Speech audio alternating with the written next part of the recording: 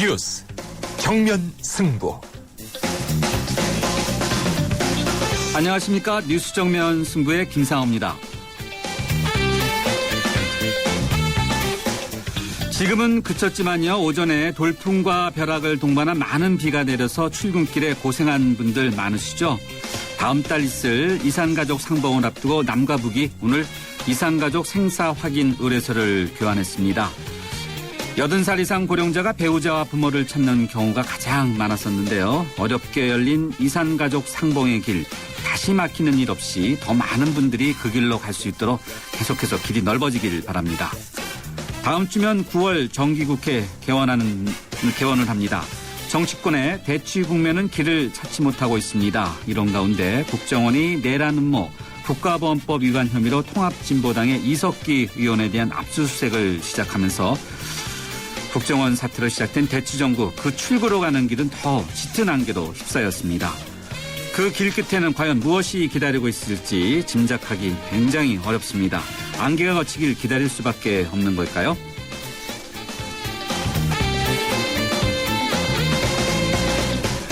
네, 뉴스 정면 승부에서는 매일 우리 사회 현 주소를 대변하는 한 글자를 드리고 있는데요. 오늘 한 글자로 바라본 세상은 길입니다. 길에 대한 여러분들의 다양한 생각, 짧은 문자는 50원, 긴 문자는 100원의 유료 문자인데요. 휴대전화 우물정 0945번으로 보내주시면 방송에서 함께하겠습니다. 8월 29일 목요일 뉴스 정면 승부 문을 열죠.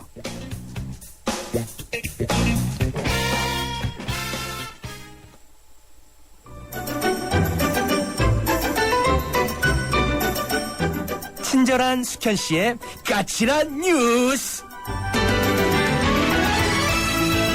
네, 뉴스 정면 승부 1라운드 친절한 숙현 씨의 까칠한 뉴스로 시작하겠습니다. 친절한 숙현 씨 나오셨습니다. 안녕하세요. 네, 안녕하세요. 오늘의 까칠한 뉴스 역시 어제에 이어 이 소식으로 시작해야 될 것 같은데요. 네네. 네, 이석기 의원이 국정원 수사에 대해서 전면 부인했어요. 어저께까지는 잠적했다.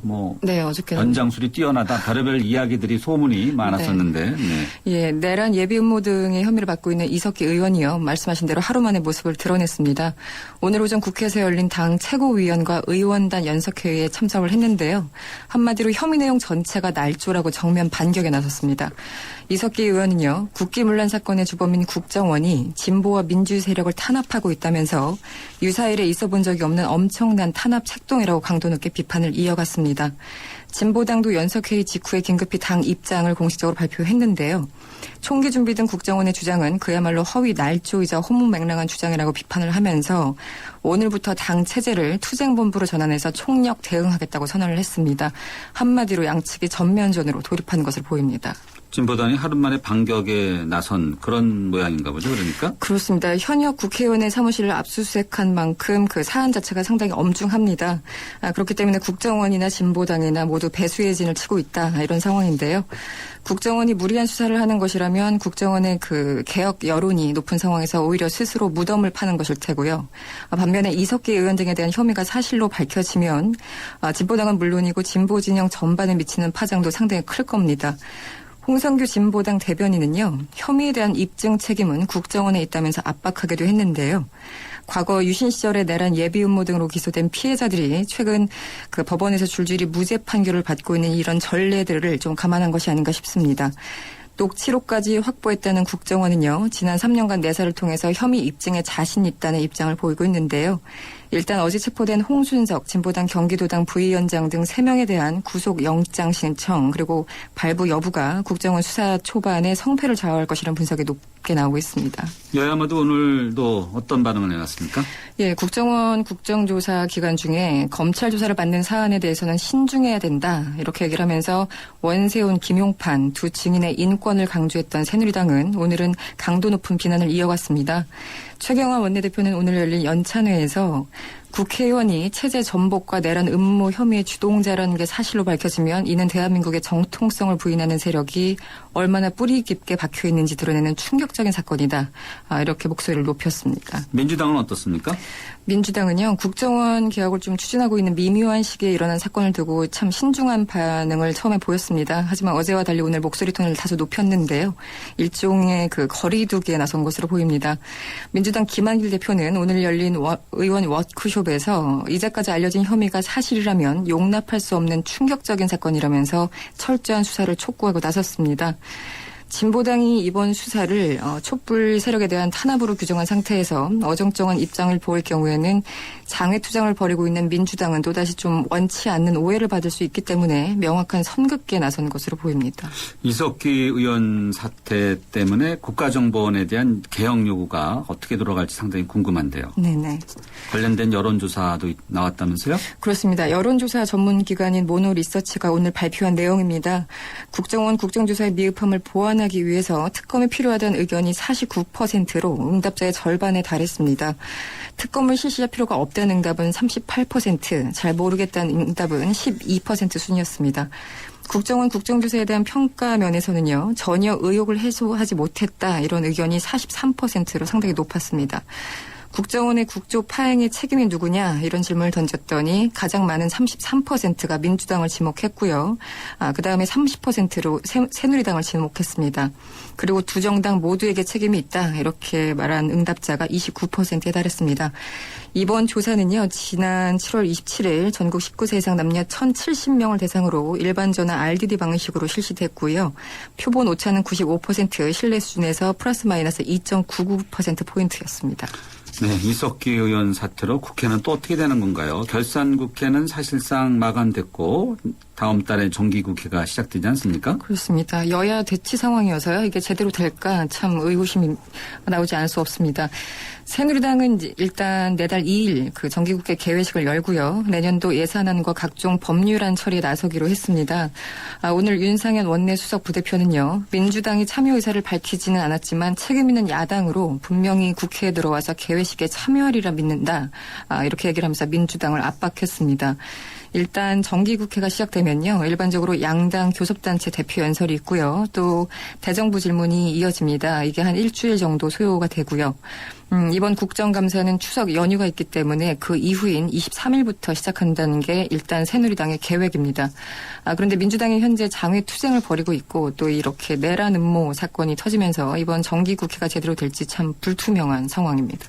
민주당의 향후 진로가 상당히 좀 더 어려워지지 않았나 이런 생각이 드네요. 장내외 그 투쟁을 병행한다는 것도 힘든데 이런 사건까지 터지면서 더 애매한 처지가 됐습니다. 글쎄 말이에요. 이번에 남북 문제 좀 들어보죠. 오늘 개성공단 남북공동위원회 남북이 구성하기로 합의했나 보죠? 그렇습니다. 계속 남북 간에는 좋은 소식이 들려오는데요. 정치권만 아니에요. 그렇습니다. 예. 네. 개성공단 남북공동위는 한마디로 그 개성공단과 관련된 남북 간 합의 사항들이요. 성실히 이행되도록 총괄하는 기구입니다. 개성공단을 재가동하기로 일단 합의는 했지만 구체적으로 어떻게 운영해 나갈지는 이제 공동위를 통해서 구체적으로 정해 나가야 됩니다. 그렇기 때문에 공동위 산하에 4개의 분과위가 설치되는데요. 출입과 체류, 국제 경쟁력, 투자 보호 이런 내용들입니다. 이 분과위를 통해서 그동안 문제가 됐던 통행 문제 등은 물론이고요. 향후에 국제적인 기준에 부합하는 수준의 운영안도 마련될 전망이라고 합니다. 남북이 일단 다음 달 2일에요. 1차 공동위원회를 열기로 합의했는데요. 이 자리에서 개성공단 재가동 시점에 대한 대각의 어떤 윤곽이 나올 것으로 전망됩니다. 남북이 이산가족 상봉을 위한 생사 확인 의뢰서도 교환했죠. 그렇습니다. 대한적십자사가요. 오늘 오전 그 이산가족 후보자 250명의 생사 확인 의뢰서를 북측에 보냈습니다. 북한은 또 200명의 이산가족 후보자 명단을 우리 측에 전달하면서 상당히 좀 속도를 내고 있습니다. 한적은 지난 24일에요. 컴퓨터 추첨을 통해서 1차 상봉 후보자 500명을 선정을 했고요. 그동안 1차 후보자에게 전화를 걸어서 상봉 의사 그리고 건강 상태 등을 확인하는 작업을 진행해 왔습니다. 남북 양측은요. 다음 달 13일 이산가족의 생사 확인을 확인한 뒤에 3일 뒤인 16일에 이산가족 상봉 최종 명단을 교환할 예정이라고 합니다. 추첨에 당첨된 분들은 좋지만 떨어진 분들은 얼마나 또 안타깝겠어요. 더 슬프죠. 네. 빨리 남과 북이 하나가 돼야 되지 않나 이런 생각이 드네요. 네. 오늘 까칠한 뉴스 여기까지 듣겠습니다. 고맙습니다. 고맙습니다. 네, 지금까지 이숙현 시사 칼럼니스트였습니다. 지금 시각 6시 16분 56초 막 지나고 있는데요. 교통 상황 알아보겠습니다. 김정은 캐스터. 네, 보다 정확한 교통정보를 알려주는 뉴스 정면 승부 교통정보입니다. 어제 이 시각에 비한다면은 그나마 정체 구간이 짧은 편입니다. 강변북로 구리 쪽으로는 서강대교부터 동작대교, 일산 쪽으로는 한강대교부터 양화대교 사이로 양방향 여의도 구간에서만 주춤하고요. 올림픽대로 하남 쪽으로도 노량진 수산시장에서 동작대교, 한남대교부터 영동대교까지 밀리고 공항 쪽으로는 동호대교부터 여의도 지나는데 시속 30km 안팎으로 이동하고 있습니다. 서부간선도로 외곽 쪽으로는 성산대교부터 목동교까지 밀리고요. 도심 쪽으로도 신정교 이전부터 목동교 지나는데 차간 거리 좁히고 있는 상황입니다. 고속도로 중에서는 경부고속도로 서울 쪽 사고 여파를 받고 있는데 신갈분기점 4차로 승용차 사고 처리 작업 때문에 3km 구간 정체가 이어지고 이후로는 양재부터 서초까지 시구간에서 다시금 밀립니다. 부산 쪽으로도 한남과 서초 나들목까지 시구간에서만 차간 거리 좁히고 있고요. 서울 외곽순환고속도로도 일산에서 판교 쪽으로 서운과 송내, 조남과 수암터널 사이로 정체입니다. 보다 정확한 교통정보를 알려주는 뉴스 정면승부 교통정보였습니다. 대한민국의 하루, 여러분의 하루를 정리해드립니다. YTN 뉴스 FM 뉴스 정면 승부. 네, 뉴스 정면 승부 1라운드 첫 번째 정면 인터뷰 함께 하시겠습니다. 무소속의 안철수 의원이 독자 세력화의 첫 번째 시험대가 될 오는 10월 재보선에서 어떠한 성적을 낼지 관심이 쏠리고 있는데요. 이번 주말에 부산을 찾아서 내년 지방선거를 겨냥한 정치 행보에 나선다 이런 이야기가 많습니다. 하지만 신당 창당 어떻게 될지 여전히 안개 속인데요. 안 의원이 오는 10월 재보선을 통해서 의미 있는 독자 정치 세력을 이룰 수 있을지 또 과연 인재 영입 작업은 성공적으로 될지 관련된 이야기 무소속 안철수 의원의 싱크탱크 정책 네트워크 내일의 기획위원이자 공보 담당인 금태섭 변호사 모셨습니다. 금 변호사님 안녕하세요. 예, 안녕하십니까. 예. 지난 대선에 이어서 무소속 안철수 의원의 공보 역할을 맡으셨는데요. 안철수의 입을 맡은 거죠, 공보면. 예, 뭐 그런 셈입니다. 꼭 네. 안철수 의원 개인이라기보다는요. 네. 뜻을 같이 하는 사람들에 대해서 여러분들이 관심을 가지니까 예. 좀 말씀을 드리고 저희 계획에 대해서 알려야 되기 때문에 예. 제가 공보를 담당하고 있습니다. 네. 금 변호사님이 워낙 말씀을 잘하셔서 하시는 건가요?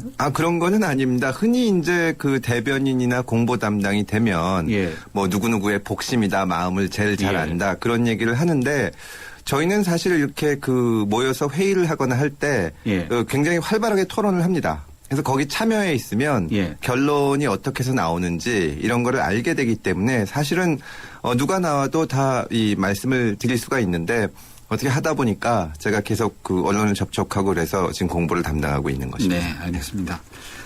안 의원은 최근에 보면 언론에 좀 뜸하신 것 같아요. 안철수 의원은 이제 방송이나 신문 인터뷰를. 그렇지 않습니다. 그렇지 않나요? 일간지 인터뷰도 하고 통신사 인터뷰도 하고 네. 정치인인데 그 뭐 언론에서 불러만 주면은 그 기회가 되는 거기 때문에 그렇습니까? 예, 다만 네. 이제 뭐 매번 나와서 똑같은 내용을 드릴 수는 없는 거니까 네. 어떤 메시지가 있을 때 네. 그럴 때 언론에 얼마든지 아마 현역 정치인 중에 상당히 언론 접촉이 많지 않았나. 그 옛날에 안철수 연구소 할 때부터 1988년부터 그 언론하고 인터뷰를 해왔기 때문에 예. 언론과는 굉장히 친한 정치인입니다. 네. 그렇긴 한데 저희 YTN 라디오 정면승부에 아직까지 안 나오셨어요. 좋은 기회 불러주시면 꼭 알겠습니다. 나오도록 하겠습니다. 예, 알겠습니다. 주말이죠. 1일에 부산에 가신다고요? 안 의원께서요? 예, 그렇습니다. 가는 것이 왜 이렇게 언론에서 많이 보도를 할까요? 안 의원에 대해서 워낙 관심이 많기 때문에 그런 게 아닌가 생각을 하고 예. 감사하게 생각을 합니다. 네. 고향이 부산인 거죠? 안 의원님? 예, 고향은 부산인데 지금 그 지지난달에 걸쳐서 여러 지역을 다녔습니다. 예. 그렇기 때문에 물론 당연히 부산도 중요한 지역이기는 한데 고향이라서 가는 것만은 아니고 사실은 이제 부산이나 다른 지방에서도 안 의원의 행보에 대해서 많은 분들이 관심을 갖고 있는데 예. 그냥 멀찍이서 알리는 것보다는 가서 네. 직접 만나 뵙고 현장에서 어떤 얘기를 하시는지 듣고 예. 또 그래야 되기 때문에 가는 건데 이번에는 부산으로 가게 돼 있습니다. 지방선거 오는 10월 재보선하고 관련이 있나요? 글쎄요, 뭐 말씀드린 것처럼 그 작년 대선 당시에 안철수 의원이 앞으로 정치를 계속하겠다고 국민들한테 약속을 드렸습니다. 그렇죠. 그리고 4월 네. 선거에 출마해서 의회에 진출을 했는데 예. 그런 안 의원에 대해서 국민들이 관심을 가지고 계시기 때문에 그 현장에서 제기되는 문제들에 대해서 직접 국민들을 만나서 말씀도 듣고 얘기를 듣기 위해 이제 그 드리기 위해서 가는 거지 꼭 선거만을 의식해서 하는 것은 아닙니다. 지방선거 말씀들을 하시는데 사실 내년 6월은 상당한 기간이 남아 있기 때문에 예. 단순히 선거만을 의식해서 가는 것이라고 가는 것은 아닙니다. 네. 오늘 10월 재보선은 어떻습니까? 예, 10월 재보선에는 뭐 저희가 정치 세력화를 말하는 입장에서 선거에 적극적으로 대응하지 않을 수가 없고 또 10월 선거에는 적극적으로 대응해서 후보를 내려고 합니다. 다만 이제 총선 같은 경우에는 미리 선거가 이제 다 정해져 있는데 예. 지금은 아시는 것처럼 2군데밖에 재보선이 아직 확정이 안 돼 있습니다. 그래서 네. 언론에서는 여기저기 뭐 재보선이 열릴 거다고 예측을 하시지만 예. 사실은 거기 여전히 현역 의원들이 계시고 또 예. 사법부에서 최종적인 판단을 안 내린 상태이기 때문에 저희가 이제 내부적으로는 분석도 하고 준비를 하는데 미리 그런 거를 말씀드리기는 좀 어렵습니다. 네. 전략 놓치는가 보죠. 전략은 아니고요. 근데 네. 어쨌거나 선거가 있을 거기 때문에 적극적으로 대응할 네. 생각입니다. 하여간 후보를 내신다는 거죠. 예, 그렇습니다. 네. 후보 영입은 어떻게 됐습니까?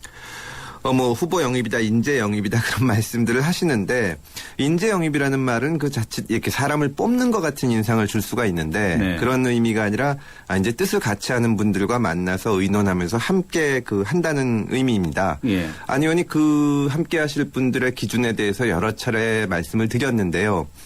간단히 말씀드리면 뭐 개인적인 출세나 뭐 내가 국회의원 해보겠다 이런 예. 뭐 이해관계나 이런 것이 아니라 우리 사회가 안고 있는 여러 가지 구조적인 문제를 개혁하는데 어떤 역할을 해보고 싶다. 그런 분들과 함께 하겠다고 말씀을 드렸고 그런 분들과 다양한 분들과 만나서 얘기도 하고 또 뜻을 같이 하겠다는 분들도 많이 있습니다. 다만 이제 구체적인 면면에 대해서는 어떤 계기가 있을 때 말씀을 드리지 저희가 예. 이제 그때그때 말씀드리기가 어렵고 또 이게 상호적인 거 아니겠습니까? 네, 네. 그래서 적절한 계기에 말씀을 드릴 수 있을 것이라고 생각을 합니다. 네. 오시겠다는 분이 많죠? 어떤 안철수 의원 개인에 대한 관심 이런 것을 떠나서 네. 우리 정치가 변화해야 된다는 데는 많은 분들이 공감을 하고 계시고 예. 또 이제 그 사람이 없지 않냐는 얘기들도 많이 하는데 실제로 각 분야에서 그동안 어떤 변화를 이뤄내기 위해서 노력해 오신 많은 분들이 있습니다. 그런 분들이 관심을 갖고 이게 무슨 뭐 안철수 의원 뭐 밑으로 와서 기치해 보이자 그런 문제가 아니라 같이 의논해서 어떤 변화를 이뤄보자. 그런데 공감을 하시는 분들이 많이 있습니다. 금 변호사님은 이번에 출마하시나요? 저희 이제 대선 때부터 같이 뜻을 함께 했던 사람들이 모여 있는데 예. 필요하다면 어떤 일이라도 하려는 생각이 돼 있습니다. 다만 이제 말씀드린 것처럼 어떤 개인적인 차원에서 국회의원이 된다, 선거에 나간다 그런 문제가 아니고 네. 저희가 진짜 지금 안철수 의원하고 송호창 의원하고 국회에 2석밖에 없는 상태인데 네. 세력화를 바라는 입장에서 국회에 진출하는 것도 굉장히 중요한 문제이기 때문에 예. 재보선이 어디서 열리는지 또 그 지역에 가장 맞고 적절한 분 저희 중에서 네. 뭐 영입하거나 그래서 나갈 생각입니다. 네. 그러니까 금 변호사님도 나갈 생각이다. 필요하면 예 그렇습니다. 필요하면 나갈 생각. 예. 네. 청취자분 질문이 많은데 한두 개 해보겠습니다. 예. 7544님인데요. 안철수 의원은 새정치의 아이콘으로 유명하신데 언론에 잘 안 나와서 그런지 행보가 묘연하달까요? 새정치가 기대는 되는데 의미가 확 와닿지 않았어요. 생각하시는 새정치라는 것이 구체적으로 뭔가요? 이 질문 많이 받으신 거죠? 예, 새정치가 무엇인지 저 대한민국의 3대 불가사의 중에 하나다. 그 얘기를 저희도 많이 듣고 있는데 네. 사실은 안철수 의원이 처음 안철수 현상이 생기고 나올 때는 많은 분들이 어떤 개인에 대해서 지금까지 아무도 생각하지 못했던 새로운 해결책을 제시하지 않을까 그런 생각들도 많이 하셨던 것 같은데 네. 사실 정치에 지금 현실 정치에 계시는 분들도 훌륭한 분들이 많고 정당에서도 많이 연구를 하는데 어떤 정말 지금까지 없었던 새로운 정치를 한다기보다는 원칙에 충실한 정치. 현재 벌어지는 정치 현장을 보면은 서로 편을 갈라서 내 편 나눠가지고 우리는 무조건 옳고 상대방은 무조건 틀리다. 네. 그런 거를 바꿔달라는 것이 국민들의 요청이라고 생각을 하고 그런 것을 지향하고 원칙에 충실하는 정치가 첫 번째라고 생각을 하고요. 예. 거기에 덧붙여서 우리 사회의 그 양극화 문제라든가 사회 구조적인 문제로 목소리를 내지 못하는 약한 분들이 많이 있습니다. 예. 그런 어려운 처지에 있는 그 중산층과 서민들의 목소리를 내줄 수 있는 그분들을 대변해 줄 수 있는 정치가 새 정치라고 생각을 합니다. 네. 새 정치에 대한 질문을 워낙 많이 받으셔갖고 그런지 아주 쫙 일사천리 만들어 나가고 있습니다. 예. 만들어 나가고 있다. 예. 네. 만들어 나가고 있다. 네. 질문 하나 더 있습니다. 8124님인데요. 민주당이나 야권에서 안철수 의원에게 러브콜 안 하나요? 세력을 기르려면 힘을 합치는 것도 방법일 것 같은데 생각 안 해보셨는지요? 네.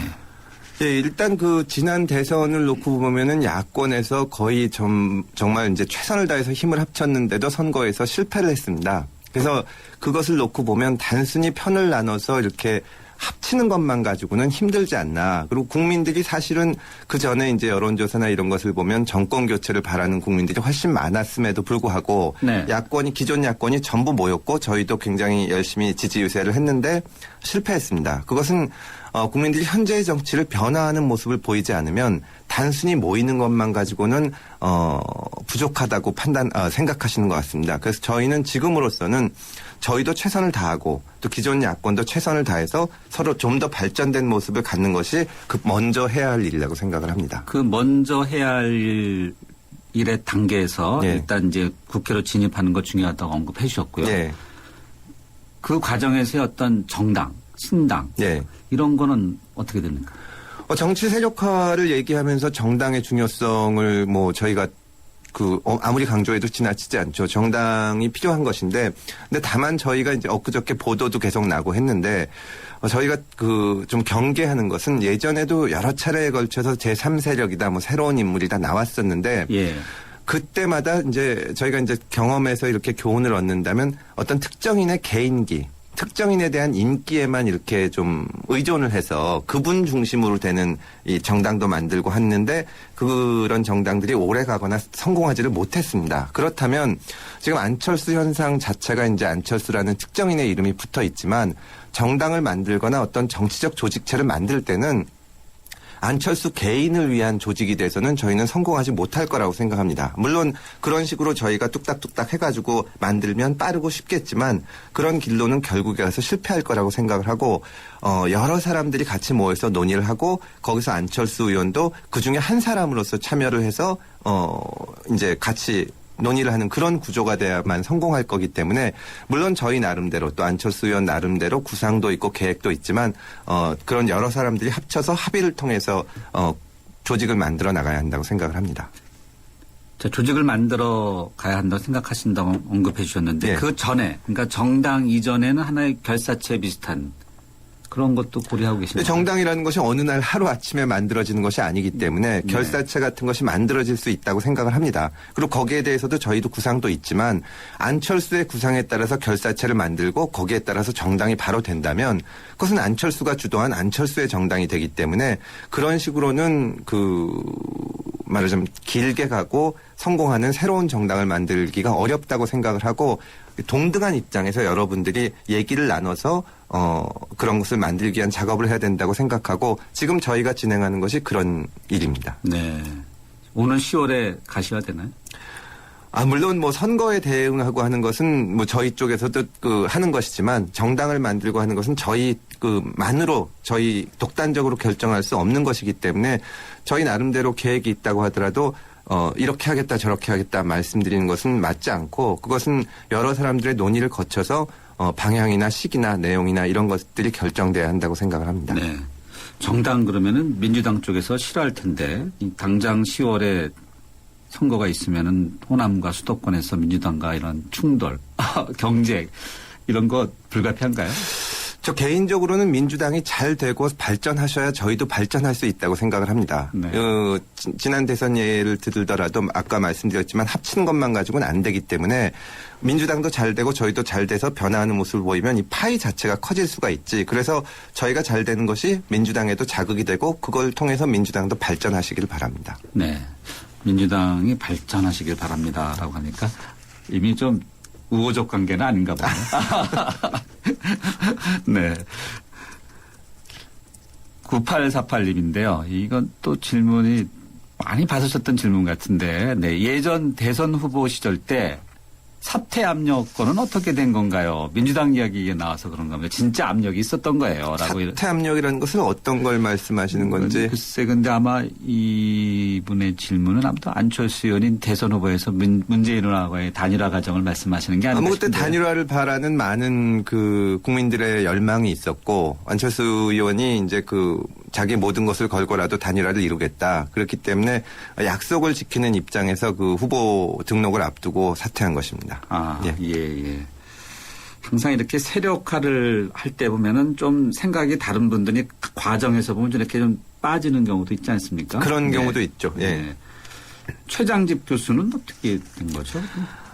최장집 이사장님에 대해서는 사실 처음에 오셨을 때 저희 내부에서도 많은 기대가 있었고 예. 저 개인적으로는 사실 매주 한두 번씩 저희가 3시간 가까이 최 교수님이 진행하는 세미나가 있었습니다. 네. 거기서 많은 것을 배웠고 앞으로도 그런 시간을 가지고 싶었는데 갑자기 떠나셔서 안타깝게 생각을 하고요. 예. 다만 이제 최 이사장님이 저희와 무슨 아주 심한 갈등을 겪다가 떠나신 것이 아닌 만큼 네. 향후로도 자주 찾아뵙고 좋은 말씀을 들으려고 합니다. 그리고 네. 이제 앞으로도 생각이 다른 분들과도 이렇게 하시고, 저희가 하고 할 텐데, 좀 더 그 준비를 해서, 좋은 모습을 보여드리도록 하겠습니다. 네.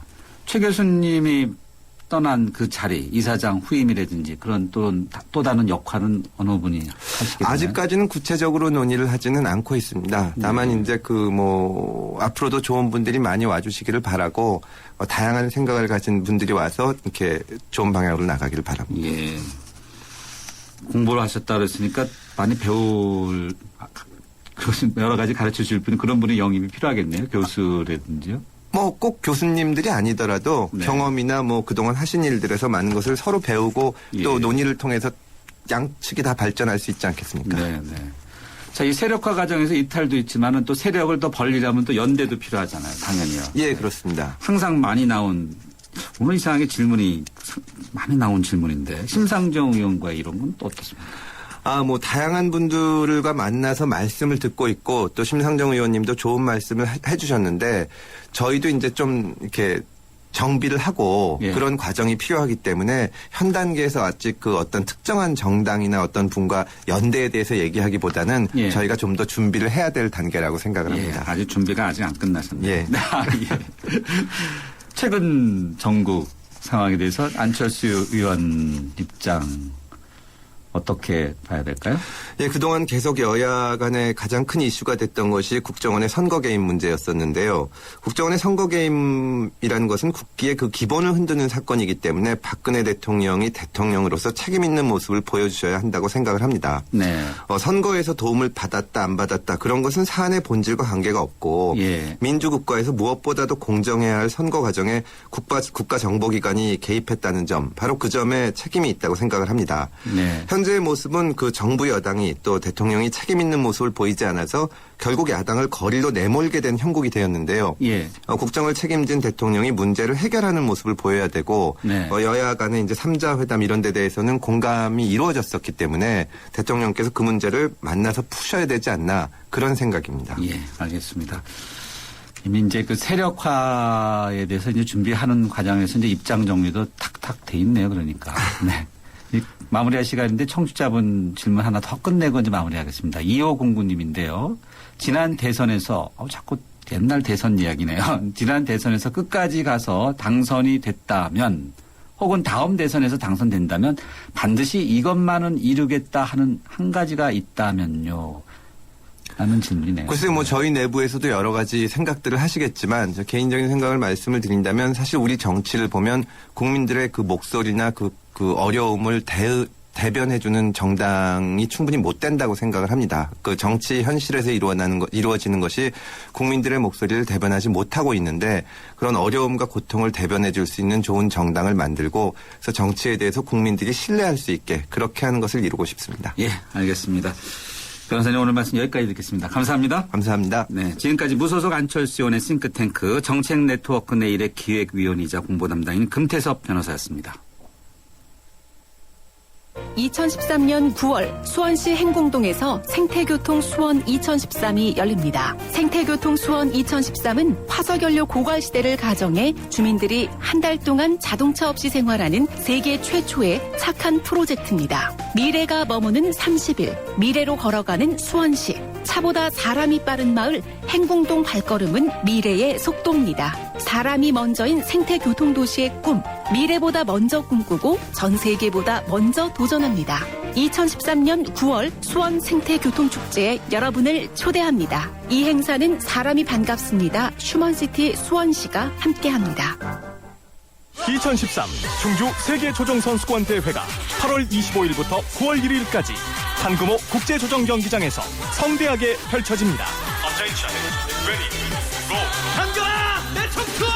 생명과 태양의 땅 충북, 대한민국 중심고을 충주, 천혜의 자연경관을 배경으로 펼쳐지는 인류화합의 대제전, 지구촌 젊은이들의 도전과 열정, 그리고 화합, 5대양 6대주, 80개국 2,300여 명의 선수가 인간의 한계에 도전합니다.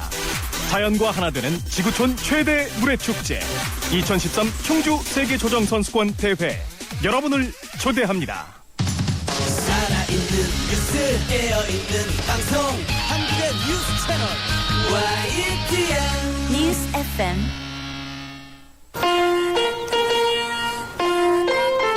우리 딸은 누구랑 결혼할까? 엄마가 골라줘. 왜? 엄마가 아빠 잘 골랐잖아. 우리 딸 결혼할 때 난 몇 살이지? 인생의 무게가 느껴질 때 동바제 프로밀라이프. 엄마들은 수유 준비할 때마다 걱정이 많다. 물 온도, 수유 농도, 영양 걱정까지. 이젠 액상으로 된 배비언수로 바꾸세요. 체계적인 영양 설계는 기본. 한 병 한 병 무균 상태로 만들어져 뚜껑만 바꿔 끼면 수유 준비 끝. 대한민국 수유 상식을 바꾸다. 액상유아식 배비언스. 내란 음모 혐의를 받고 있는 통합진보당의 이석기 의원의 집과 사무실에 대해서 국가정보원이 어제에 이어서 오늘도 압수수색을 했습니다. 이석기 의원은 일단 이 같은 혐의에 대해서는 국정원의 날조다 이렇게 입장을 밝혔는데요. 전 경찰대 교수인 표창원 박사 연결해서 이석기 의원에 대한 내란 음모 혐의 적용이 가능한지 또 앞으로 국정원 개혁 어떻게 될지 이야기 나눠보겠습니다. 표 박사님 안녕하세요. 네, 안녕하세요. 예, 통합진보당의 이석기 의원에 대한 뉴스가 대한민국을 아주 떠들썩하게 하고 있는데요. 내란 예비 음모, 이 단어가 아주 참 무시무시하기도 하고 또 30년 만에 등장했기 때문에 사람들이 많이 궁금해하고도 좀 겁도 나고 하는데 이게 어떤 겁니까? 네, 내란은 정말 무시무시하죠. 폭동을 일으켜서 대한민국 체제를 전복하거나 예. 혹은 대한민국 영토의 일부를 탐절이라는 표현을 하는데요. 네. 뭐 해방구로 만든다든지 이러한 혹은 그 불법적 방법으로 헌법과 법률 또는 국가기관을 무력화시킨다든지 이러한 예. 것들을 내란이라고 하고요. 아. 그런 내란을 하겠다라고 실질적으로 여러 명이 모여서 모의하고 그 실행에 들어갈 수 있다라는 그런 위험성을 느낄 정도의 그 준비를 하면 그것을 음모라고 하죠. 네. 준비가 이제 어느 정도냐 이런 것들도 상당히 이 혐의를 적용하는데 잣대가 됩니까? 핵심적이죠. 핵심적이다. 네. 네. 예를 들어서 뭐 우리가 그냥 지나가는 말로 너랑 나랑 한번 이 나라 뒤집어버릴까? 예. 이런 얘기를 한다고 해서 그게 정도로 내란 음모죄가 되는 건 아니거든요. 네. 특히 이 부분은 이제 대법원에서 1999년 11월 12일 날 선고를 통해서 확실하게 규정을 해 주었는데요. 네. 형법상 음모죄가 성립하려면 단순히 두 사람 이상이 합의하는 것만으로는 안 되고요. 예. 그리고 그것을 외부에 표시하고 전달하는 것만으로는 성립하지 않고 객관적으로 봐서도 특정 범죄 실행을 위한 준비라는 게 명백하게 인식되고 예. 그리고 그러한 행위에 있어서 실질적인 위험성이 인정될 때 그때 비로소 음모죄를 적용할 수 있다. 이렇게 판결을 내리고 있어요. 아, 그렇군요. 네. 네. 지금 이제 이석기 의원이 이제 현직 의원이라는 것 때문에 더욱더 주목받고 있는데 일단 네. 뭐 국정원 또 검찰, 법원 최고 이제 확정 판결까지 나올 때까지 사실 여부가 드러나야 되지 않을까 이런 조심스러운 이야기들도 있습니다만요. 표 박사님 네. 보실 때는 어떻습니까? 지금 언론에 보도된 내용만으로는 내란죄의 예비 음모죄는 적용이 안 될 것으로 보이고요. 일단 말씀드린 것처럼 내란죄는 대단히 엄중한 범죄이고, 예. 앞서 말씀하신 것처럼 전두환 노태우 전 대통령 그리고 김대중 전 대통령에게만 사실은 적용돼서 유죄 판결이 내려졌던 범죄거든요. 그렇죠. 그걸 보면 군대를 동원해서 실제로 인명살상 등을 하면서 국가 전복을 하고 정권을 찬탈하고 그리고 김대중 전 대통령에게 내려졌던 것은 이제 5.18 광주 민주화 항쟁을 당시 이제 폭동으로 규율을 하면서 이제 김대중 전 대통령이 선동했다 뭐 이렇게 이제 했던 것이죠. 네. 근데 이번에 이석기 의원한테 적용된 것, 언론에 나온 것만 본다면 100여 명 모인 장소에서 뭐 국가기관 시설에 대한 공격을 한다라든지 이런 식의 언사를 했다. 이것만 가지고는 아마 내란죄에 대한 기소, 구분 유죄 판결은 아마 불가능할 것으로 그렇게 보입니다. 예, 알겠습니다. 과거에 이렇게 현직 의원이 내란 음모나 또 다른 어떤 중요한 엄중한 혐의로 압수수색을 당한 적이 있었습니까? 가장 최근에는 청원경찰단체와 관련된 뇌물수수 예. 부분 때문에 여러 의원들이 압수수색 대상이 된 적이 있었죠. 아, 그렇군요. 네. 그런데 뭐 이런 내란죄는 1966년에 김두한 전 의원이 한국독립당 의원일 때 내란 음모 혐의로 이제 압수수색당하고 체포당했던 적이 있었어요. 네. 국정원이 압수수색까지 한 것은 또 그만큼 확보한 정보나 증거가 확실하기 때문이다. 이런 지적도 있던데요. 네, 일반적인 경우라면 당연히 그랬을 것으로 보이고요. 국정원 같은 국가 최고 정보기관 그리고 보안 간첩 사건의 국가보안법 위반 사건의 수사기관이 함부로 현직 의원에 대해서 그리고 원내 제3당이죠. 3당인 통합진보당의 여러 당원들에 대해서 예. 이렇게 압수수색 영장을 대대적으로 배부받아서 실시하고 체포를 하고 허술하게 그렇게 했으리라고는 전혀 보이지 않죠. 네. 다만 지금의 상황이 워낙 네. 국가정보원이 지난 불법적인 정치 선거 개입 댓글국 사건으로 국정조사를 받고 재판 받고 있는 상황이고요. 그렇죠. 그리고 그로 인해서 국내정보의 폐지라든지 보안 수사권 폐지라든지 이런 개혁의 백척간대에 몰려있는 상황 등 때문에 통상적인 경우와 다르지 않느냐. 그래서 혹시라도 그러한 확고한 어떤 증거 확보 없이 그런 몰이를 위해서 공안적인 전국 조성을 위해서 한 것이 아닌가 이런 의혹이 좀 제기가 되고 있는 것이죠. 예. 내란 음모죄가 적용된다면 어떤 처벌을 받게 됩니까? 내란 음모죄 같은 경우에는 3년 이상의 징역형 등에 처해지게 되고요. 예. 실제 내란죄 같은 경우에는 사형까지도 가능한 것이죠. 내란 음모죄하고 또 내란죄는 완전히 다르네 그러니까요. 음모니까요. 그렇죠. 네. 네네. 네. 네.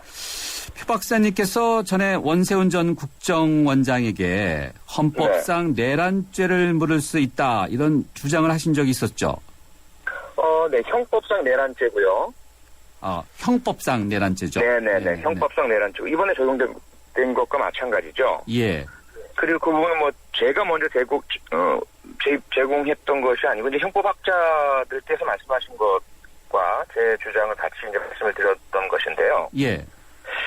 그 부분은 원세훈 전 국정원장은 국가기관, 그것도 특히 그 정보 권력을 쥐고 있는 분이 기관의 정보력, 70여 명 이상의 정보 요원들을 활용을 해서 예.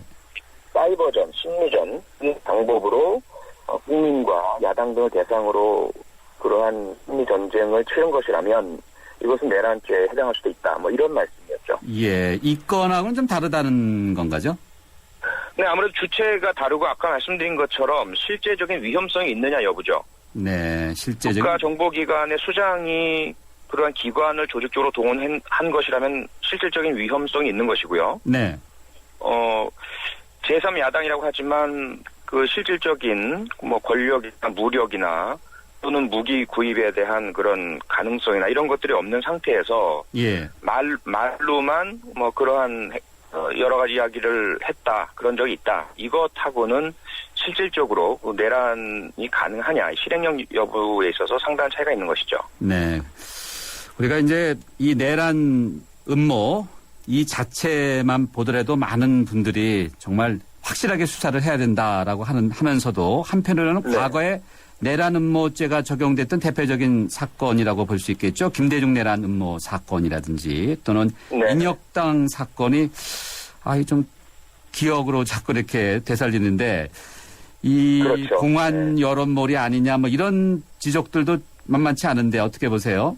네, 역대 정보기관들이 국정원의 전신인 안기부, 중앙정보부들이 주로 내란이라는 그런 명목, 제목을 들여서 했던 사건들은 대부분 무죄였거나 당시에는 유죄였지만 나중에 재심 통해서 무죄로 모두 다 확인이 되었던 것이거든요. 네.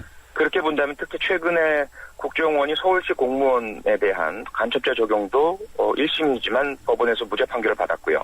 그런 부분들 때문에 아무래도 국정원이 이렇게 특히나 현역 국회의원과 그 공당을 대상으로 해서 내란죄를 적용하려면 상당한 정도의 그 증거와 예. 어떤 정황 그리고 진술들 이런 부분들을 확보해야 하죠. 그런 네. 것들이 되어 있느냐 이것이 상당한 현재로서는 쟁점일 것으로 보입니다. 네.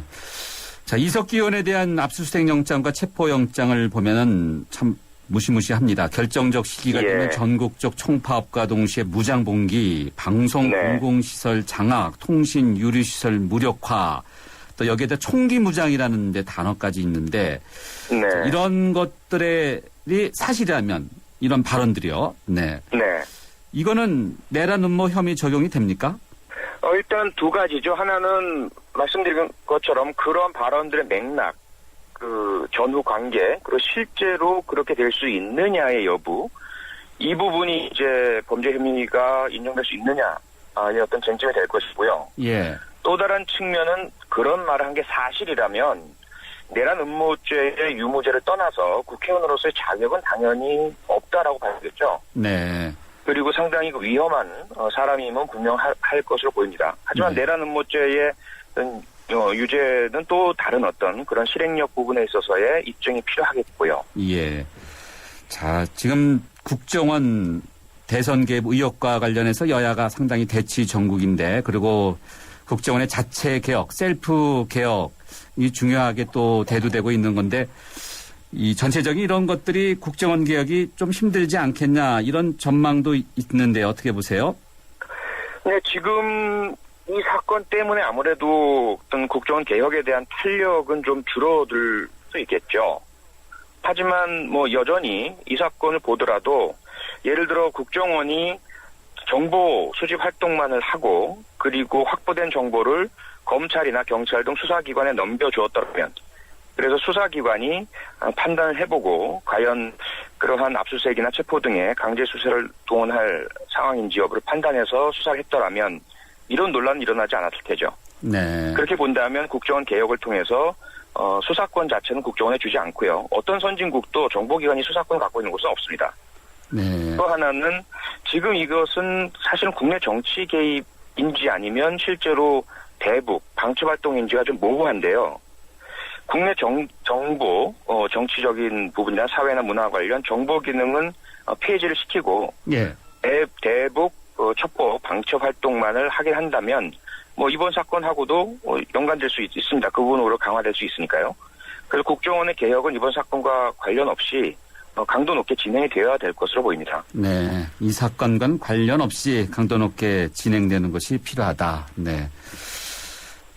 천호선 정의당 대표나 노회찬 전 공동대표는 3년 동안 내사한 사건을 왜 지금 이 시점에 발표했냐 하면서 또 이런 의문을 제기하고 있는데요. 3년이라는 부분도 좀 어떻게 보시는지요? 상당히 오비일학적인 의혹을 불러일으킨 부분이죠. 지난 3년 동안 내사했다면, 그리고 지금 보도된 내용에 따르자면 주 혐의 발언, 아까 말씀하셨던 그 발언이 2012년 5월에 한 것으로 지금 보도가 되고 있거든요. 예. 그렇다면 만약에 그들이 실제로 그런 행동을 하면 얼마나 위험합니까? 그렇죠? 그렇죠. 그러면 그런 사실을 알았다면 이미 2012년 5월 혹은 그보다 조금 지난 시점에서 대대적인 압수수색과 체포 등을 했어야 되지 않느냐. 실질적인 위험성을 감수했다라면. 네. 그리고 또 하나의 문제는 뭐냐면 지금 그 주범이라고 볼 수 있는 이석기 의원이 현역 의원이라서 지금 회기 중이라서 체포를 못하지 않습니까? 예.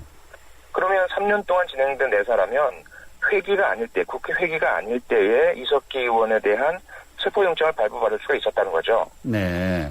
그런데 그러한 좋은 시기를 놓치고 왜 지금 갑자기 회기 중에 이렇게 무리하게 하느냐. 이건 상당한 이제 의문이 될 수가 있습니다. 네. 그런 의문과 같이 가는 것이 지금 국정원이 댓글 의혹 사건으로 인해서 국정조사를 받았고 재판 중이고 대대적인 개혁에 놓여 있으면서 조직적인 위기 상황이다. 그래서 이걸 타개하기 위해서 내놓은 건 아닌가. 그런 이제 의혹을 받게 되는 것이죠. 네, 그런 의혹과 연관돼서 그럴까요? 한간에서는 조심스럽게 국정원 개혁을 물타기 하려는 그런 것이 아니냐, 이런 조심스러운 지적들도 있어요, 보면요. 네. 네, 그렇기 때문에 아마 국정원은 이러한 의혹들을 모두 해명하고 해소하고 이 사건에 대한 확실한 그 증거를 통해서 입증해야 할 그런 상당한 부담과 책임을 지고 있습니다. 예. 알겠습니다. 박사님, 오늘 말씀 여기까지 듣겠습니다. 고맙습니다. 네, 고맙습니다. 네, 지금까지 표창원 박사였습니다. 대한민국 성공사업 파트너 뉴타마스, 뉴라보 그들이 돌아왔다.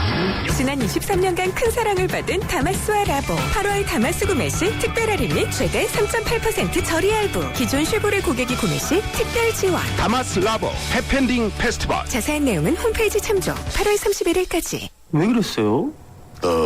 최신 LTE 아이폰 사드렸는데 왜 그러세요? 넌 나에게 3G도 줬어. 100% LTE가 있는데도 말이야. 이럴 수가.